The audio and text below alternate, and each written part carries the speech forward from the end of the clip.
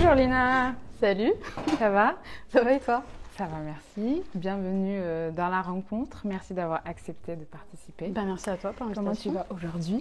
Ça va très bien. Et Ça toi? va. On est dans un beau lieu en plus. Oui, c'est grâce à toi. C'est toi qui m'as fait découvrir le lieu. Merci à 213 Concept Store de nous avoir accueillis ici. Alors, pour t'expliquer un peu le concept, la rencontre, c'est de rencontrer des créatifs de tout domaine. Et le but, c'est de parler de ton rapport à ton art, qui est la musique. Donc, j'ai des petites infos sur toi. Ok. Tu as des questions qui sont là, que tu as piocher. Et si tu veux, on peut rentrer directement dans le vif du sujet. Mais parti. avant ça, je vais faire une petite présentation de Lina. Donc, Lina, tu commences par le violon au conservatoire. Tu découvres un peu la musique comme ça à l'âge de 6 ans. Ensuite, tu fais des cours d'orchestre. C'est ça. Ensuite, tu découvres le oud, instrument emblématique de la musique algérienne, en cours de musique andalouse. Tu tombes amoureuse de cet instrument. Et tu nous as régalé sur Internet, sur TikTok, sur Instagram, avec des reprises de différents artistes à l'aide de différents instruments, donc le oud, le derboka, le qarqabo, que tu pratiques aussi. Et je trouve que c'est des représentations, des reprises très spontanées et avec bien sûr l'influence du chabé. Je n'oublie rien sur ta présentation. C'est parfait. Quelque chose à ajouter? Non, bon résumé. Alright, je te propose de commencer tout de suite. Donc, je change la première question. Follow the fun. Il y a une idée reçue de quand on est créateur de you have to know everything before taking the plunge, avant de commencer. Alors qu'en vrai, the doing comes first quand tu commences. Et je trouve que ça, c'est un truc qu'on retrouve pas mal chez toi. J'ai l'impression que la curiosité, c'est un peu ton super pouvoir parce que tu vas acheter un instrument avant même de savoir le pratiquer. Comment tu arrives à te défaire de ces doutes et de ne pas te laisser bloquer par ça? C'est vrai que, comme tu l'as très bien dit, j'ai commencé par une formation au conservatoire.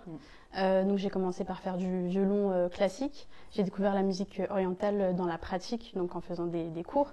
J'étais dans un ensemble avec plusieurs instruments. Et je pense que c'est quelque chose qui m'a permis d'avoir plus de facilité pour accéder à d'autres instruments, comme notamment le oud. Parce qu'en réalité, le oud, je l'ai un peu aussi acheté sur un coup de tête, tu vois. J'ai pas de musicien dans ma famille, j'ai pas de proche qui joue du oud. J'avais juste une amie qui avait commencé le oud et en fait, si tu veux, je cherche toujours un déclic pour commencer en fait un nouvel instrument. Donc c'est vrai que pour le oud, ça a été le cas. J'avais pas de formation au oud, j'avais pas de formation particulière et je joue tout simplement à l'oreille. Et je teste, je teste des choses. Parfois, j'ajoute des percussions. Si je trouve que c'est pas fou, j'enlève. Okay. Voilà. Et c'est comme ça que j'avance en fait et que je fais des idées. Ok, ouais, tu te laisses pas bloquer. Ça t'est déjà arrivé de tester un instrument et que ça soit pas inné, directement. Et comment tu réagis à ce genre de...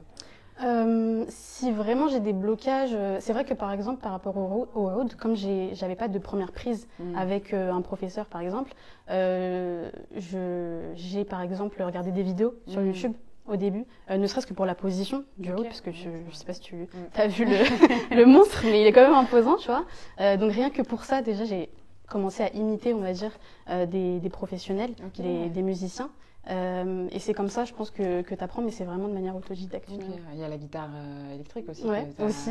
En fait, j'étais dans un studio de répétition. J'ai vu une guitare, on l'a prise, on a commencé à jouer avec. Et c'est vraiment instinctif, en fait. Ouais, c'est ça. C'est cool que tu te laisses pas bloquer par ça. Ouais.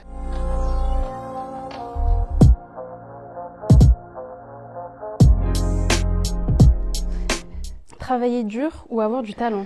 Est-ce que tu penses que parfois le travail acharné peut l'emporter sur le talent? C'est une bonne question. Moi, je pense que les deux vont ensemble. Parce qu'avoir du talent, finalement, c'est aussi l'expression d'un travail avant, tu vois. Il y a des personnes qui ont des facilités. C'est comme quand on parle des personnes qui ont l'oreille absolue, par exemple. On dit que c'est inné, mais finalement, l'oreille, ça se travaille. Donc forcément, tu as des personnes qui ont plus de facilité que d'autres, mais il y a toujours un travail qui est fait derrière. Voilà. Que ce soit par des cours ou de manière autodidacte. Je pense que les deux vont ensemble. Next question.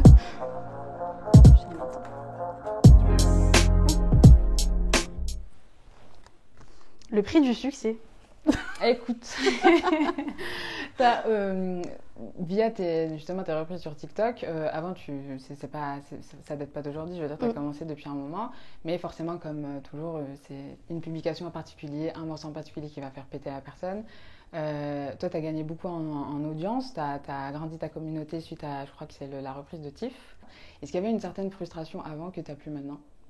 En fait, c'était pas un objectif d'avoir du succès sur les réseaux sociaux à la base. Si tu veux, c'est un peu l'élan, surtout de mon entourage, tu vois, quand je commence à jouer et qu'ils me disent, voilà, essaie de partager des choses. Faut savoir que la reprise de Tiff que j'ai fait de Dinata, c'était ma première vidéo avec le oud. Ah, d'accord. Voilà. Avant, j'avais posté des vidéos au violon et un peu à la Delbuka aussi. Mais vraiment, celle de Dinata, c'était vraiment ma première avec le oud. Je me souviens, c'était en avril dernier, donc ça fait un an en fait. Mais voilà, j'attendais pas de succès particulier. J'étais quand même assez surprise, forcément, parce que tu t'attends pas à avoir autant de commentaires, en plus des commentaires très positifs pour la plupart. Voilà, et ensuite, non, j'ai enchaîné et j'essaye en tout cas de faire ça de manière assez naturelle, tout le temps. Voilà, de manière instinctive. Quand je sens quelque chose, je le filme et je le poste. Et est-ce qu'il y a une peur qui s'est développée quand tu envisages cette carrière musicale maintenant? Est-ce qu'il y a certaines appréhensions, tu vois, que tu n'avais pas avant, parce que c'est plus concret maintenant, ça se concrétise, tu as plus de projets, plus d'opportunités, tu vois? C'est vrai qu'il y a une vraie différence entre faire de la musique en tant que musicien, tu vois, et entrer dans le monde de la musique, surtout dans le monde de l'industrie musicale aujourd'hui. C'est pas du tout les mêmes métiers en fait, tu vois. Donc finalement, tu essayes un peu d'apprendre sur le tas. Ne serait-ce que comment on compose un morceau. Tu vois, toutes les personnes qu'il y a autour de ce morceau, tu t'en rends pas forcément compte quand tu es externe à ce monde-là. Et en vrai, c'est quelque chose que j'essaye d'apprendre au fur et à mesure. Voilà, au fur et à mesure. Parce que tu travailles avec des gens maintenant, tu fais des collaborations. Ouais, voilà, j'ai des projets en cours, on va dire. Voilà, t'as attendu aussi sur, même au niveau de ton public, qui t'a découvert maintenant, tu vois. C'est ça. Donc ça crée un truc de il faut que je fasse peut-être un peu plus qu'avant, peut-être que tu vois. Ouais, mais en fait c'est un peu devenu habituel, si tu veux. C'est devenu une habitude. Quand je rentre chez moi, je joue un petit peu. Si je fais quelque chose de bien, je le filme et je le poste. J'ai pas de rythme particulier en réalité. Tu t'imposes pas un rythme. Voilà, c'est ça. J'ai pas envie en fait, pour l'instant en tout cas, de m'imposer quelque chose, tu vois, parce que ça a toujours été naturel. Ça a toujours été une envie. Donc voilà, j'ai pas envie de. Voilà, c'est ça, exactement. Alright.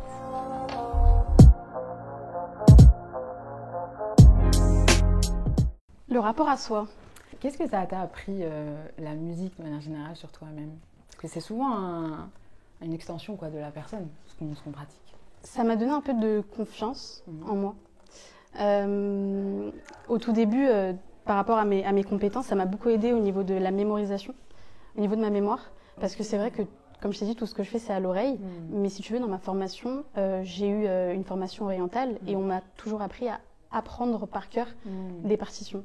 Tu vois, pour être plus libre et pour apporter sa touche un petit peu naturellement. C'est pas, il ne s'agit pas d'imiter, si tu veux, un artiste, une partition, un morceau. C'est de reprendre ce qui a été fait et ajouter sa touche personnelle. Donc c'est ce que j'essaye de faire dans mes vidéos. Donc ça, c'est vrai que c'est une compétence que j'ai essayé de développer, ma mémoire, et qui m'a beaucoup aidée d'ailleurs, même en dehors de la musique. Tu vois. Et sinon, c'est vrai que ça m'a apporté un petit peu de confiance parce que au début, j'avais pas l'impression que c'était fou, en fait, tu vois, de faire de la musique. Ok, oui, parce que comme c'est pour toi, c'est inné, oui, voilà. Et finalement, quand tu as l'approbation des autres, et même au niveau de mon environnement, mes amis, mes proches, c'est vrai que ça m'a beaucoup aidé à ce niveau-là. Que du positif. C'est ça. Alright.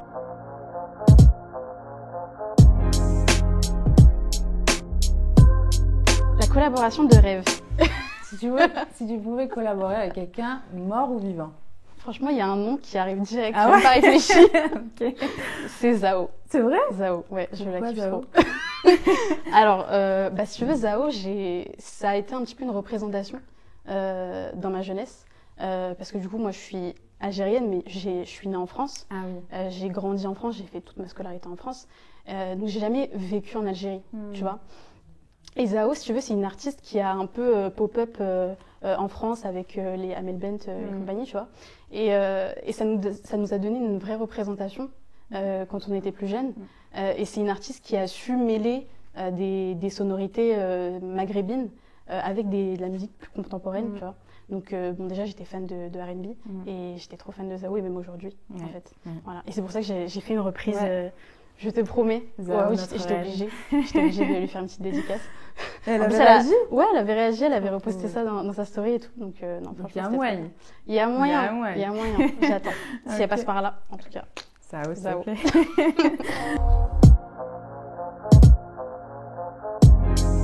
Le lien des aides.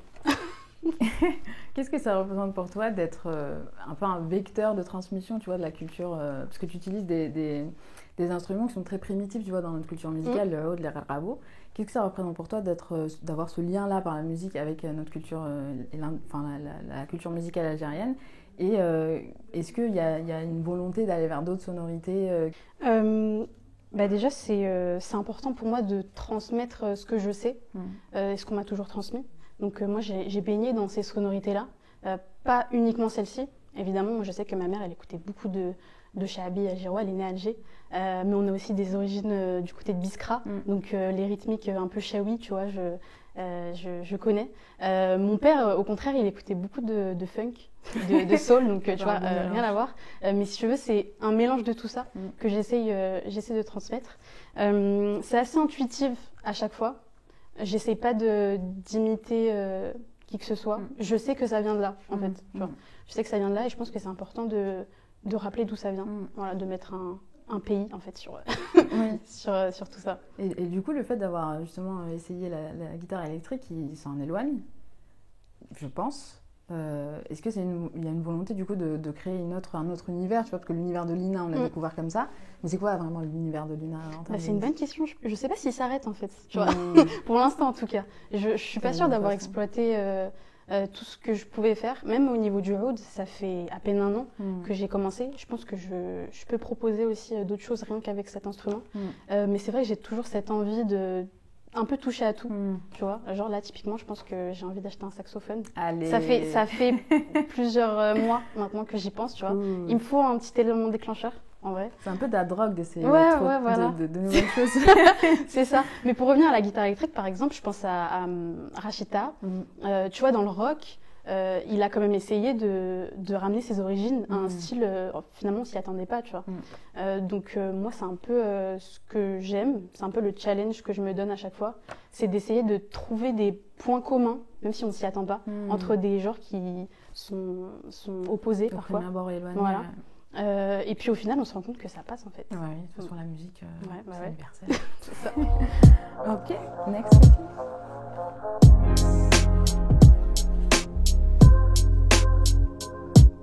Paroles immigrées, Mouda Kalat, comment se sont fait ces collaborations et pourquoi c'était important pour toi de les faire au-delà de que ça soit une belle opportunité, tu vois, parce que c'est des projets qui portent de belles choses. Paroles d'immigrés, en fait, c'est la personne qui tient en fait ce podcast-là que j'ai contacté directement. Ah, ok. Ouais, en fait, j'avais écouté le premier épisode et le teaser qui allait avec. J'avais entendu Yarayah qu'il avait utilisé et je me suis dit, en fait, comme je kiffe le projet, je pense que c'est important de donner la parole aux concernés. Pourquoi pas apporter ma touche. Du coup, je lui ai envoyé un DM et il m'a dit qu'en fait, il pensait à moi pour le projet et qu'il avait même parlé avec ses collègues pour que je collabore avec lui. Donc, en fait, ça tombait bien. Et donc, j'ai accepté comme ça la collaboration et c'était trop cool. Et Mouda Kalat, Mouda Kalat, on m'a aussi contacté sur Instagram. Donc, c'est la directrice artistique du projet qui est venue me contacter. Elle m'a dit que donc elle cherchait en fait un oud à apporter à la bande son du teaser du fanzine du coup. Et donc c'était en collaboration cette fois-ci avec un beatmaker qui s'appelle Genius on the track. Trop gentil d'ailleurs. Et donc on a fait ça pareil très naturellement. Il a commencé à proposer quelque chose au piano. Il m'a envoyé ça et après c'est de l'inspiration, tu vois, tu joues, t'improvises dessus et ça part. Et comment t'envisages tes futures collaborations? Comment tu choisis En fait, je demande parfois quelques infos, tu vois, sur les objectifs des projets, tu vois. Et en fait, j'essaie de voir si ça m'inspire. Généralement, ça m'inspire tout de suite quelque chose. Et si je sens que c'est bon, j'accepte. Sinon, non. Après, je peux pas tout faire non plus. Mais du coup, ta volonté, c'est aussi de faire des collaborations avec des artistes-interprètes? Oui. Ok. Oui, c'est peut-être déjà le cas. On ne sait pas. Ok. On ne sait pas. Peut-être que ça arrive. Peut-être que ça arrive. Ok, bon, on reste connecté. Tu en dis ce que tu veux. Je ne Voilà. veux pas te forcer la main. Mais on va le découvrir du coup bientôt, je suppose. Ouais. Ok, bah super.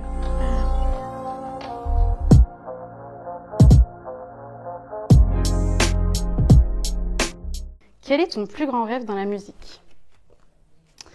Ah, faut être ambitieux. Hein. Non, faut être ambitieux. Ouais. Écoute, pour l'instant, je me vois surtout proposer des choses, notamment à des artistes. Comme je t'ai dit tout à l'heure, c'est vrai que le monde de la musique, l'industrie musicale notamment, et être musicien, c'est pas pareil. Je pense qu'il faut avoir une certaine expérience dedans, se la faire soi-même. Et plus tard, c'est vrai que si je peux avoir une certaine carrière solo, proposer quelque chose par moi-même, pourquoi pas sortir des albums toute seule, ce serait trop bien parce que je trouve que le musicien, on le met pas forcément en avant, notamment dans la musique urbaine, tu vois. C'est vrai. Là, par exemple, je pense à Sofiane Pamar, qui est pianiste, qui a commencé par composer pour des rappeurs notamment. Il a une très longue liste de rappeurs. Et puis au final, il arrive à remplir des Bercy, quoi, tu vois. Oui, c'est vrai. Tout seul. C'était pas envisageable ça avant. C'est ça en fait. La musique, Et c'est vrai que j'ai l'impression que le musicien, on essaye de le mettre un petit peu plus en avant. Je pense aussi au concert de Tiff. À sa live session qu'il avait faite, tu vois qu'il est sur le même piédestal que ses musiciens. Donc en fait, c'est pas lui la star, c'est vraiment toute son équipe. Et ça, je trouve que c'est super important. Et j'aimerais bien participer à ça. Ok, voilà. Ça marche. Écoute, j'ai hâte un EP, un album. Ouais, pourquoi pas. Voilà, faut rester connecté.